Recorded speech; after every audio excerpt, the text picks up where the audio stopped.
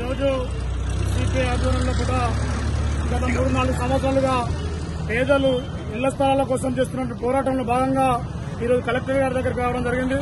ప్రధానంగా కూడు గూడు గుడ్డ వీటి అవసరం కోసం చాలా మంది పేదలు నిరుపేదలు ఈరోజు ఇళ్ల స్థలాల లెక్క ఇబ్బంది పడుతూ ఉన్నారు.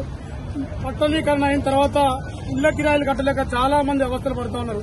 మేము ఒకటే అడుగుతా ఉన్నాం, ప్రభుత్వ భూములు అన్యాక్రాంతం అవుతా ఉన్నాయి. ప్రభుత్వ భూములు భూ కబ్జాకారులు దోచుకుంటా ఉన్నారు.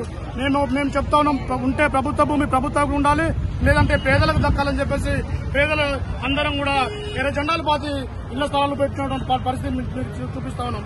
మేము ఒకటే అడుగుతా ఉన్నాం, మేము పక్కా ప్రభుత్వ భూమిలో వేసుకున్నటువంటి ఇళ్ల స్థలాలకు మీరందరూ కూడా వెంటనే వాటిని అందరినీ కూడా పర్యవేక్షించి ఖచ్చితంగా ఇళ్ల స్థలాల పట్టాలు ఇవ్వాలని చెప్పి మీ ద్వారా ప్రభుత్వానికి డిమాండ్ చేస్తాను.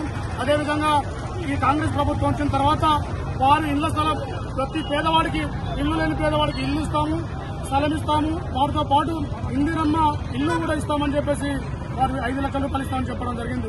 మేము ప్రధానంగా చెప్తా ఉన్నాం, మేమందరం పూర్తి స్థాయిలో కూడా ఇల్లు లేని నిరుపేదలను అందరినీ సమీకరించి 3 సంవత్సరాలుగా మీ ముందు కూర్చోబెడతాను. వీళ్ళందరూ కూడా ఎలాంటి ఇల్లు లేకుండా వాళ్ళందరూ వీళ్ళు ప్రస్తుతం ప్రభుత్వ భూమిలోనే ఉంటాను కాబట్టి వీళ్ళందరికీ పక్కా ఇళ్ల స్థలాలు ఇచ్చి వారితో పాటు ఇందిరమ్మ 5 లక్షల రూపాయలు కూడా ఇవ్వాలని మీ ద్వారా ఈ ప్రభుత్వాన్ని డిమాండ్ చేస్తా ఉన్నాం.